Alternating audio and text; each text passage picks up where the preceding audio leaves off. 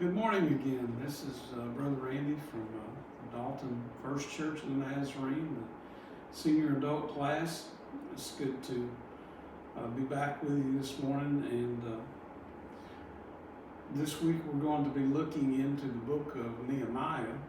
Nehemiah was he wasn't really a contemporary with Ezra, but it sort of falls along the same lines that they both were involved in going back to the Promised Land, rebuilding the temple, and as we find out this week, Nehemiah was actually more concerned, or the temple had been finished, and he was concerned with the outer walls and gates around Jerusalem, because as we'll read here in a little bit, there was much destruction there. As I was thinking about this, I remembered here one time when I heard a story about, it was Billy Graham I think it was Billy Graham that was telling the story, and he said that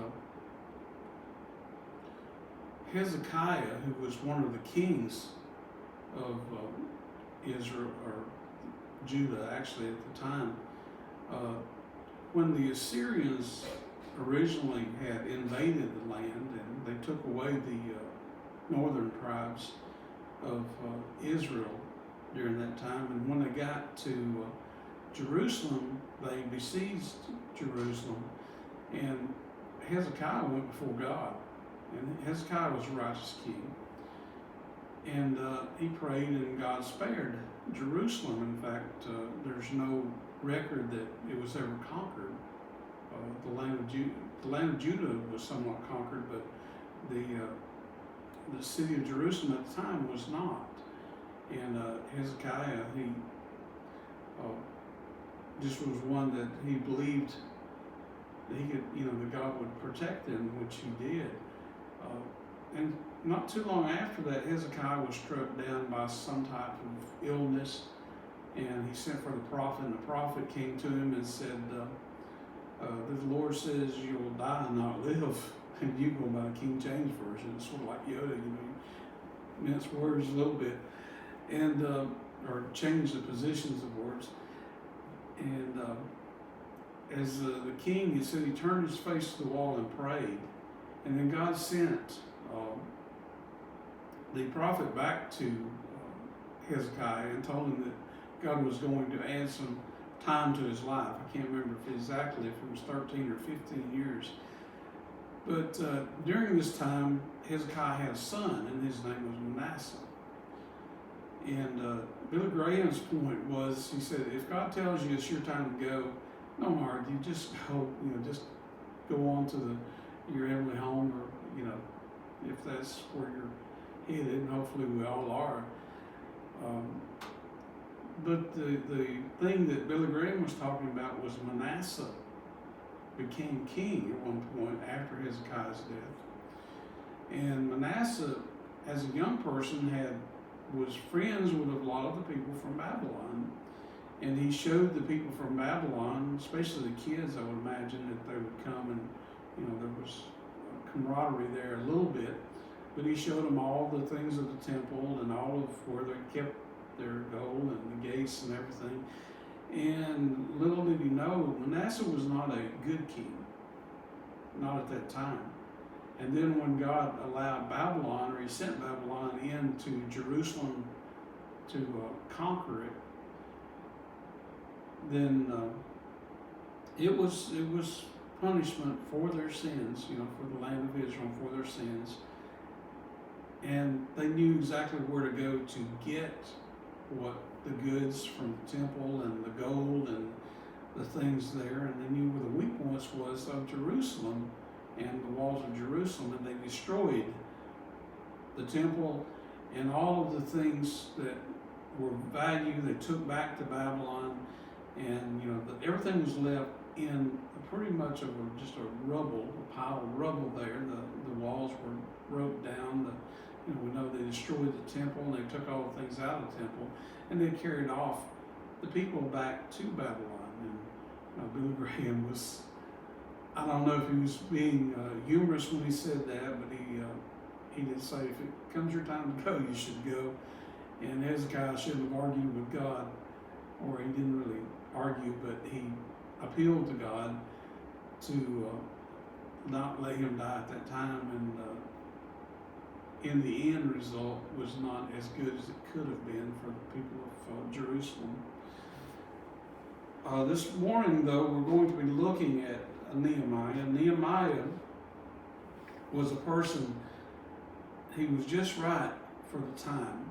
Sometimes God puts just the right person in at the right time, and I know some people don't agree with the fact that I believe that Donald Trump was put in as president just at the time that we needed him, because I do believe that this country was headed in a direction that would probably cause it to go down fast, but God gave us a chance, and I'm praying for revival. I hope you are too, that this country needs revival. If we don't get revival, then those things in the book of Revelation where it talks about a one world government, a one world, a global government, a global money system, and a global religious system will come to pass sooner than we want it to. We know that that eventually does happen, but there, God has given us a time to get ourselves in focus and look to revive our nation now. And that's what we should be doing, is praying for revival for ourselves, for our country, for our leaders. Anyone that's in charge should be looking at this and saying, God, you've given us a chance. Help us to take advantage of this chance and bring our country back into your good graces. I would like to pray at this time before we get into the lesson. Our Heavenly Father, as we are here this morning, and God, we know that you're here. Father, I thank you for your presence. I just pray that as we look through your word, God, that we can learn from it, God. We can learn how things should be done. Father, we know that you put people in places, God. You put our leaders in places for a reason. And God, sometimes you have mercy on us, that God, we don't know what we need, but you do. Father, I pray that you be with us this morning as we study this lesson, learn from Nehemiah, God, and learn, God, that when you have ultimate control. And Father, we just praise you. Please bless your word today as it goes forth. Help me, Lord, to convey the message that I need to convey. And Lord, help me to, Lord, touch some hearts, Lord, and some souls. And if there's anyone out there that's unsaved, Lord, that's listening to this, I pray, God, that you would help them to find Jesus before it's too late, God. Father, thank you. Bless our church. Bless our pastor. And God bless us today. In Jesus' name I pray. Amen. So we're going to be starting today in Nehemiah, which actually he was about 100 years later from the time that the first people were allowed to leave Babylon and come to Israel to rebuild. We know that there had been a group that came first, but when they got here, they really weren't able to do much. And then a few years later, probably about 20 years later, I believe it was, Ezra came, and we've been studying the book of Ezra and looking at that. And he came for the purpose of getting the temple rebuilt, and he was able to stir the people up. Now, Ezra was not only a scribe, but he was also a priest. So he was helping them not only to get things done, but helping them also spiritually to get back to where they should be with God. So he was trying to train them as well as to get them motivated to do the work. And this week, as we start studying Nehemiah, we realize that Nehemiah is, he was the cupbearer to the king Artaxerxes in Susa, which was the capital at that time of the Persian Empire. The Babylonian Empire had been conquered by the Persian Empire, and that's for those that are interested in history, that's a very good read. One book that I can recommend that talks a little bit about it, but not a lot, is called Evidence That Demands a Verdict by Josh McDowell. It has some things. This is the first book that he wrote.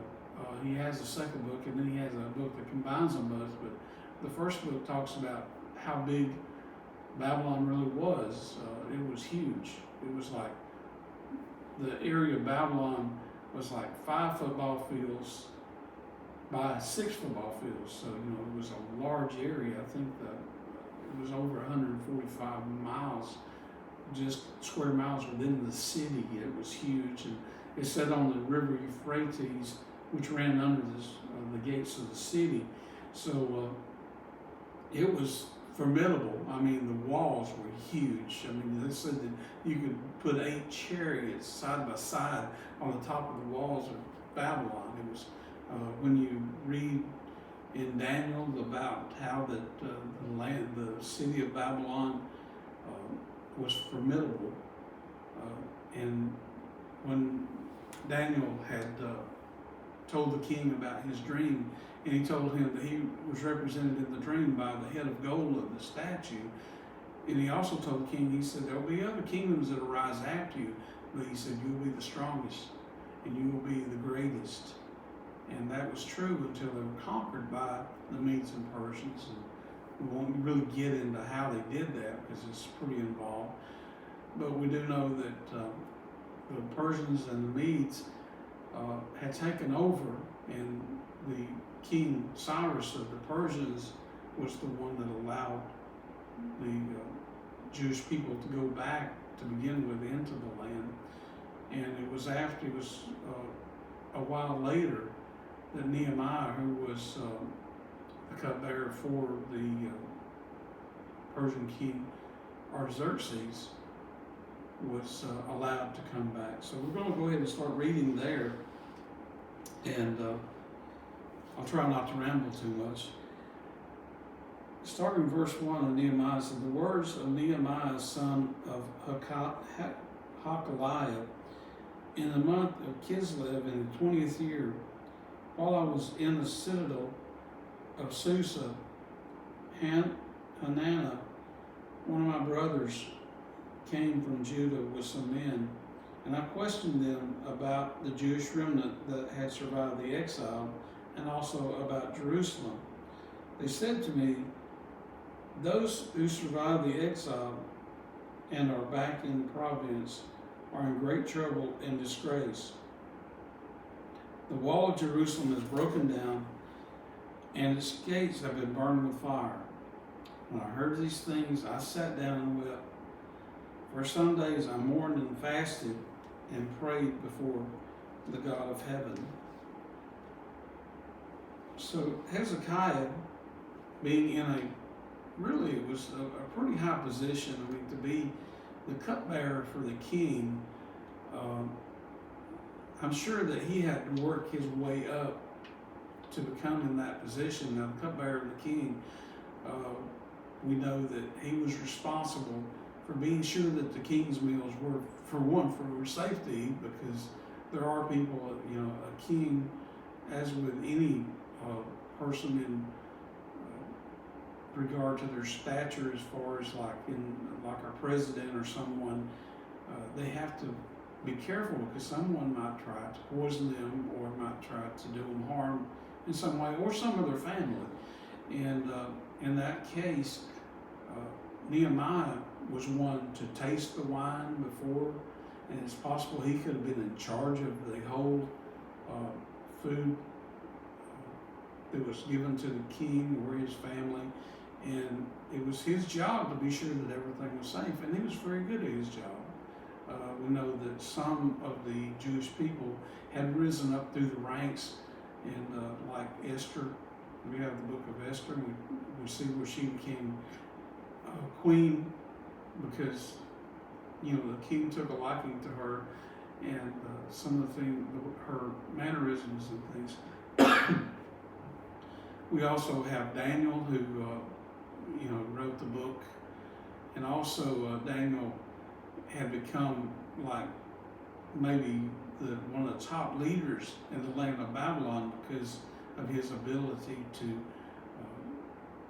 learn from God and to interpret dreams for the king and to advise the king. In fact, we know that he was the one that had told Belshazzar that his days were, in fact, it turned out to really be minutes were probably numbered by God. And so we see here that Nehemiah has come along. He's worked his way up. He's in a high position.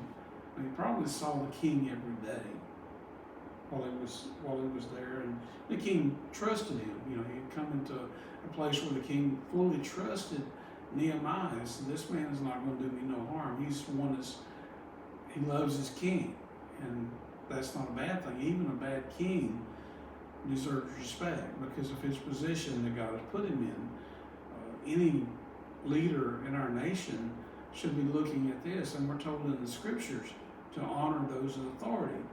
I mean, even if we don't agree with them, we're still supposed to pray for them and honor them because God has placed them in that position. Ultimately, He's the one who places people there.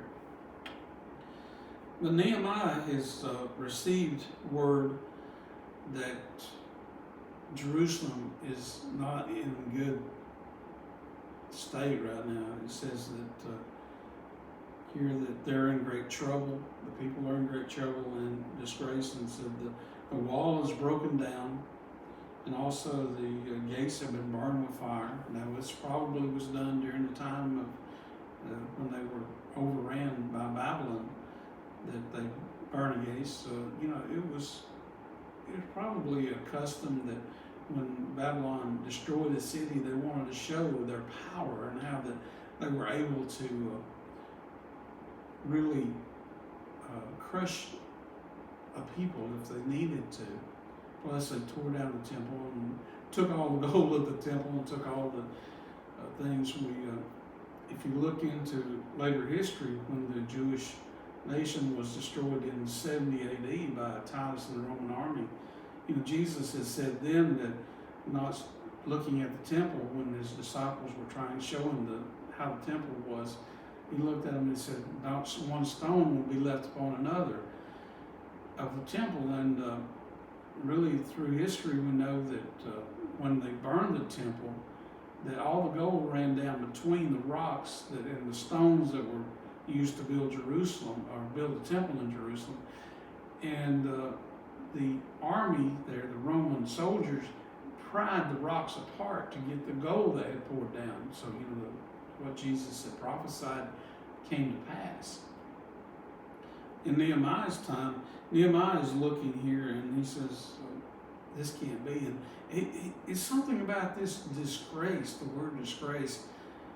He looked at it as being not only a bad thing it was dangerous for the people that lived there because they could be intruders or robbers, or people could come through the walls and through the gates and could attack the people living there, but it was also something bad too because it was a city of God. It was a city where God chose to put His name, and God claims Jerusalem as His own. So with it being broke down, he looked at this as being a disgrace against God also, because whose God has? Who's has a greater God? The people of Persia or the people of the true God?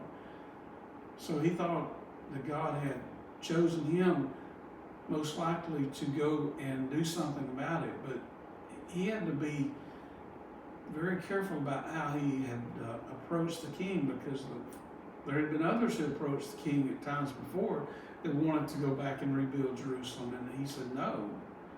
He wasn't going to let it happen. So here is Nehemiah, who is from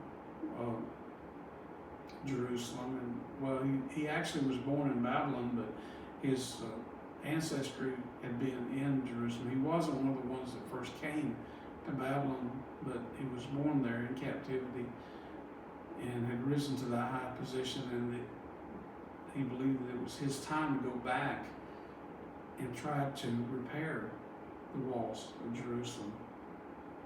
So he started doing what people should do. First thing was he prayed. He said he wept and he fasted. And we don't do much of that these days. Fasting has become sort of a lost art that I have known people that when they wanted something bad enough and they knew God would let them have it, that they begin to fast. And when you deny yourself what your body needs to survive, and you're showing God, Lord, I'm serious that I need this, and I know you want it too, but I need to get your attention. It's almost like pointing your finger and saying, hey, Lord, look at me. I'm humbling myself so that you'll notice me and that you will do what needs to be done. And I've heard of people fasting for someone that is lost. I've heard of, I've seen people fast for different reasons, and God does answer those. He does answer fasting and prayer, and there's, if you don't understand how to do it, you should try it. A friend that I used to work with a long time ago came up to me, and we were talking, and I told him about the longest fast I'd ever been on. And a few days later, I noticed that he was only drinking water and he wasn't doing anything. And I asked him, I said, what's going on? And he said, well, the other day when you talked about fasting, he said, I thought about that. And so I decided to try it. And he said, would you believe? He said, it was worth it. What I did with the fasting was worth the effort because God has answered me what I was needing. So he goes before God and he's doing those things that he knows will get God's attention. And starting with chapter 2, verse 1 through 6, it says, in the month of Nisan, in the 20th year of King Artaxerxes, when wine was brought for him, I took the wine and gave it to the king. I had not been sat in his presence before. So the king asked me, why does your face look so sad when you are not ill? This can be nothing but sadness of heart. I was very much afraid, but I said to the king, may the king live forever. Why should my face not look sad when the city where my ancestors are buried lies in ruins, and its gates have been destroyed by fire? The king said to me, what is it you want? Then I prayed to the God of heaven, and I answered the king, if it pleases the king, and if your servant has found favor in his sight, let him send me to the city of Judah, where my ancestors are buried, so that I can rebuild it. Then the king, with the queen sitting beside him, asked me, how long will your journey take, and when will you be back? It pleased the king to send me, so I set a time. So he's very, very good about presenting his case to the king, and the king notices from Nehemiah's manners and from his face that he looks like he's hurting, that he's sad, and the king wants to try to help Nehemiah. I mean, evidently they have made sort of a friendship here, and the king, being who he was and being the greatest man at that time, actually, he probably was the greatest man of the world at that time. He asked Nehemiah, what is it you want? What can I do for you? And it's amazing that through Nehemiah's fasting and prayer, which could have been lasted as long as 4 months, from if you do some studies of how the time frame between the months that he lists here come out, that the fact that he had fasted for so long and prayed, and then he comes to the king with a sad face, and the king wants to know what's the matter and what can I do. And so then he tells the king, and he's careful not to mention that it is Jerusalem that he wants to rebuild the walls of. But he wants to tell him that he wants to go back to his homeland and repair what's been torn down. And the king has shown favor, and he's shown Nehemiah that he's willing to let Nehemiah go back and do what needs to be done to repair the city of his homeland. It's almost like he's, the king is already willing and offering. It's like sometimes, we go to God, and there's a story that I heard one time about someone who had passed on and went to heaven, and when they got there, they were shown a room, and there was a whole lot of gifts stacked up against the wall. And this person asked the angel or St. Peter, whoever was there, said, what's all these gifts? And the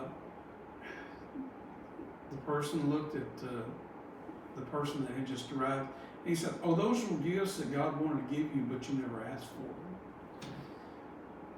Can you imagine that?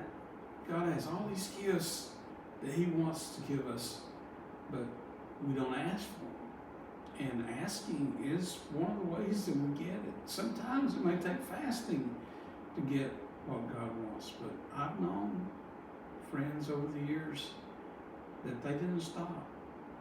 I had a friend that this one young lady was, she was falling away. She had been closed into our group at one time, and she was falling away. And he started fasting. He fasted for 4 days. Needless to say, he was able to bring the young lady back into the fold, so to speak.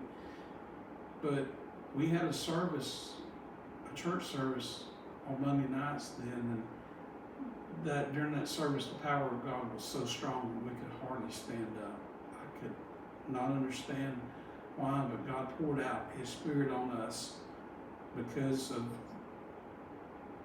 the fasting of this one young man.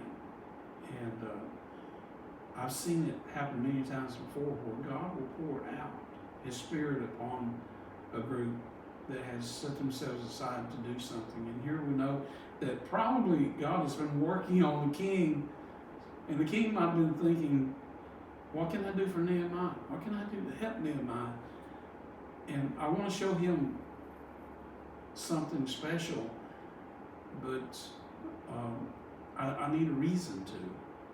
And Nehemiah comes in, and sad face and everything, and the king says, it's almost funny in a way that Nehemiah tells him about this, and the king says, how soon you gonna leave?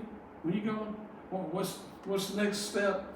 And the king is, already on board with it. The king is wanting to help out. And that's an amazing thing. It's how God works.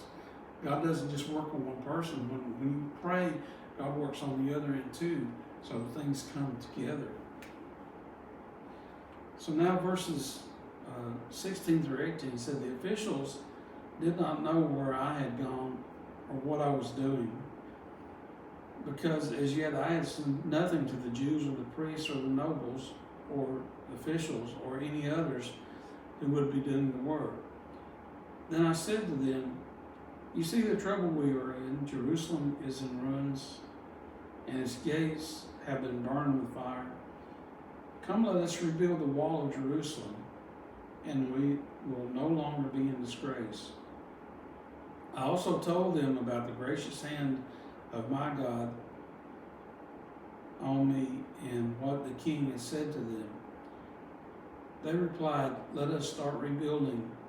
So they began this good work. So we see here at this time that he was in Jerusalem. So from the time that the king had allowed him to go back, it took 4 months to make the journey from the land of Babylon, where Susa was, to get back to Jerusalem. So it took about 4 months of traveling to get there, and then when he got there, he met with the rulers who were there.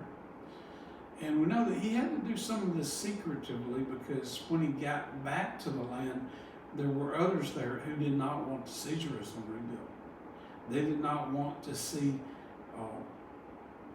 Jerusalem become a strong city again, because they knew that it would be a rivalry between them and Jerusalem, and they fought in some cases to keep it from happening. But with the king's blessings and with probably provisions that he provided for them, they Nehemiah did make it back and did organize things. In fact, Nehemiah was a good organizer. That might have been one of the reasons why the king wanted him as his cupbearer, because he noticed in him that he was a good leader. Nehemiah was probably one of the best at his time of leading or organizing what needed to be done. But when Nehemiah got there, he saw what needed to happen. It's a good thing to have someone in charge. In fact, I do believe that God places people in charge that have the right ideas. As recently, we had an addition on our house. We had a roof built over our deck on the back of our house, and the person that I wanted to do it, it took him a long time to get free enough to do it. But when he finished this morning, I was well pleased with the work. In fact, Melissa looked at the work and she said, wow, said this guy is something else. He did the job like he was doing it for himself. And when it was all said and done, she's so happy with it.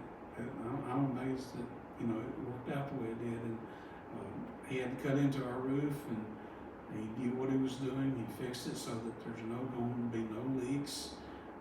Where the roof ties into the old part of the house, and it's just immaculate what he did. In fact, I could not have done the work myself and done as good a job, but that was the key to it, was finding the right person who knew how to do what I wanted done. And in this case, God had sent Nehemiah, and Nehemiah, he had it all together. He went out and surveyed it, like he went out at night and walked around the walls to see what needed to be done. He began to get people in place that could do the work, and they were ready to start rebuilding the walls of Jerusalem. So that Jerusalem again would be a place that people would look at and say, their God is really something. Look at how he allowed them to rebuild their temple. They rebuilt their walls around the city for protection, and they're going to begin the sacrifices again and get back in God's good graces. So we know that this had to be done because the Messiah was coming. He was going to come to his temple, and for him to come there, it had to be rebuilt. So this is several hundred years later that Jesus does come. We know that there's a little bit of a history lesson, and we might not really know this unless we've studied it some, but when the Greeks invaded, the Grecian Empire under Alexander the Great, they brought with them their way of life and their language. And so Greek became a language throughout the Grecian kingdom. So you had a single language. And then we know that when the Romans came, the Romans built roads throughout the kingdom. So, there was a 400 years of silence between the Old Testament and the New Testament. But we know that during this time, there was things going on, because when the Romans came, they built roads to different parts of the kingdom. So when Jesus came, he had an official language that all of the people knew and spoke, and he also had roads that led throughout the kingdom, so the spread of the gospel could go out, and it wasn't hindered so much by by people having to make a way or find a way. To say that God was not working during this 400 years of silence is not really true, because God was working. But God always uses not necessarily the best people, but he always uses those that will make themselves available for his use. And where God guides, He always provides. Amen. Heavenly Father, we thank you, Lord, for this lesson today. And Lord, I know, God, that I trust you that maybe this will touch somebody, Lord, in a special way. And God, maybe we can get on the right page, Father, Lord, we can begin to move for you again. I pray for the Dalton Church, Lord. I pray that you would put your hand upon it, Lord. God, help this church to be what it needs to be, Father. And I thank you and praise you. May everyone have a good week that's blessed by this. In Jesus' name, amen.